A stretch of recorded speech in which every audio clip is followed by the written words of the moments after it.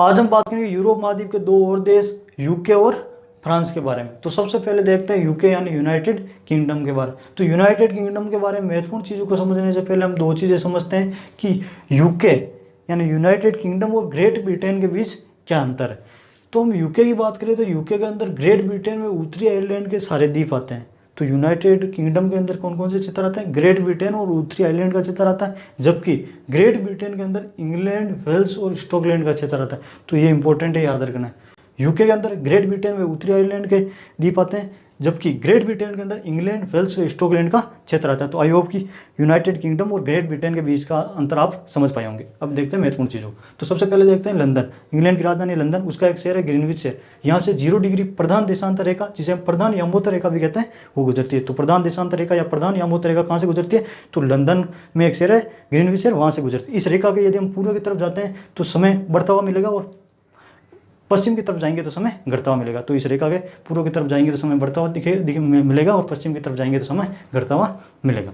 अब देखते हैं आगे। यहाँ का ऑक्सफोर्ड व कैम्ब्रिज विश्वविद्यालय प्रसिद्ध है। हमारे भी यहाँ पे कोई ज़्यादा ज्ञान देता है तो हम कहते हैं ना, क्या ऑक्सफोर्ड से पढ़ के आया है? तो ये ऑक्सफोर्ड और कैम्ब्रिज विश्वविद्यालय वह यहीं लंदन का ही प्रसिद्ध है। बर्मिंघम इंग्लैंड का औद्योगिक शहर है। तो इंग्लैंड का जो बर्मिंघम शहर है वो उद्योग के लिए प्रसिद्ध है। साथ ही ये इंग्लैंड की महारानी का निवास स्थल है। जिस प्रकार से भारत के राष्ट्रपति का निवास स्थान रायसेन की पहाड़ियाँ दिल्ली है, इसी प्रकार से इंग्लैंड की जो महारानी है वो बर्मिंघम में रहती है और जिस भवन में रहती है उसे बर्मिंघम पैलेस कहते हैं। जैसे भारत के राष्ट्रपति जिस भवन में रहते हैं उसे हम राष्ट्रपति भवन कहते हैं, उसी प्रकार इंग्लैंड की महारानी जिस भवन में रहती है उसे बर्मिंघम पैलेस कहते हैं। अब देखते हैं आगे।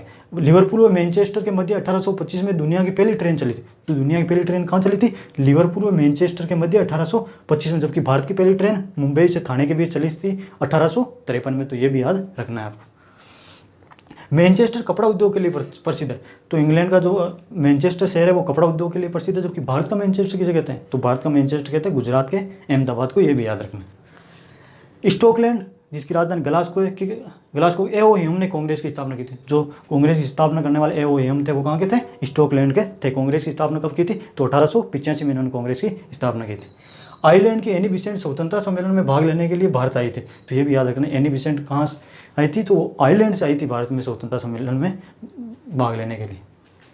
आयरलैंड यूरोप महाद्वीप का सबसे बड़ा द्वीप है। आयरलैंड जो यूरोप महाद्वीप का सबसे बड़ा द्वीप है, जो कि दुनिया का सबसे बड़ा द्वीप है वो है ग्रीनलैंड, याद रखना है, जिसपे डेनमार्क का कब्जा है।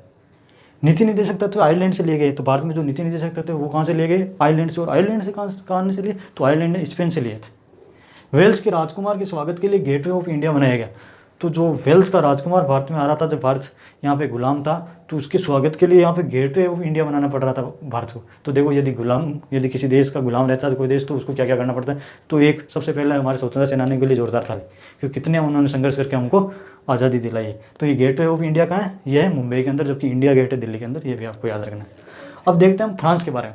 तो फ्रांस की राजधानी कहाँ है? फ्रांस की राजधानी है पेरिस। पेरिस के अंदर एक एफिल टावर है। आप जानते हो कि हम जब छोटे थे तो कहते थे फ्रांस में क्या है? एफिल टावर है। तो हमने कहा कि हमारे गांव में भी है, कि आपके गांव में क्या है? हमारे गांव में एयरटेल टावर है। तो फ्रांस के अंदर एक पेरिस है, उसके अंदर एफिल टावर, और पेरिस को जो है वो फैशन नगरी भी कहते हैं। ये भी याद रखना।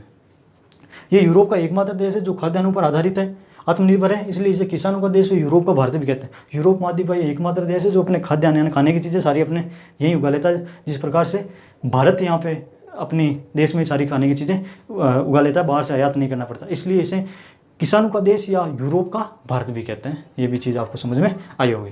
इसे अत्यधिक विविधता का कारण लघु यूरोप भी कहते हैं, यानी फ्रांस के अंदर जो है पूरे यूरोप महाद्वीप की जो संस्कृति है वो देखने को मिल जाती है, इसलिए इसे लघु यूरोप भी कहते हैं।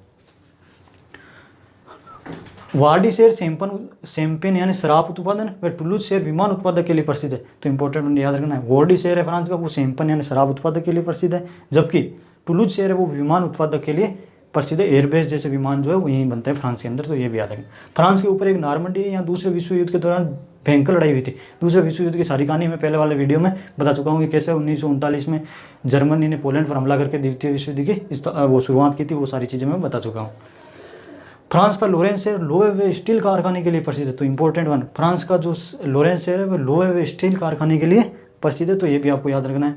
पेरिस में यूनेस्को का मुख्यालय है। तो फ्रांस की राजधानी पेरिस के अंदर यूनेस्को का मुख्यालय है, और लियोन शहर में इंटरपोल यानी इंटरनेशनल पुलिस का मुख्यालय। तो याद रखना, पेरिस के अंदर यूनेस्को का मुख्यालय है, जबकि लियोन शहर के अंदर इंटरपोल यानी इंटरनेशनल पुलिस का मुख्यालय। फ्रांस और ब्रिटेन के बीच समुद्र का एक पतला रास्ता है, उसे इंग्लिश चैनल कहते हैं। तो फ्रांस और ब्रिटेन के बीच एक समुद्र का पतला रास्ता जाता है, उसे हम इंग्लिश चैनल कहते हैं। भारत की आरती जहां ने इसे पार किया था, तो ये भी याद रखना। पिरेनीज पर्वत फ्रांस और स्पेन के बीच एक प्राकृतिक सीमा बनाता है। जिस प्रकार से भारत और म्यांमार के बीच आराकान यामो पर्वत है वो प्राकृतिक सीमा बनाता है, इसी प्रकार जो पिरेनीज पर्वत है वो फ्रांस और स्पेन के बीच एक प्राकृतिक सीमा बनाता है। और इस पिरेनीज पर्वत पर एंडोरा नामक एक पूरा देश इस पर्वत पर है, तो ये भी आपको याद रखना। तो आई होप कि ये चीज़ें आपको समझ में आई होगी। अगले वीडियो में हम बात करेंगे यूरोप महाद्वीप के बाकी बचे हुए देशों के बारे में। तब तक के लिए जय हिंद। आप लीजिए इसका स्क्रीनशॉट।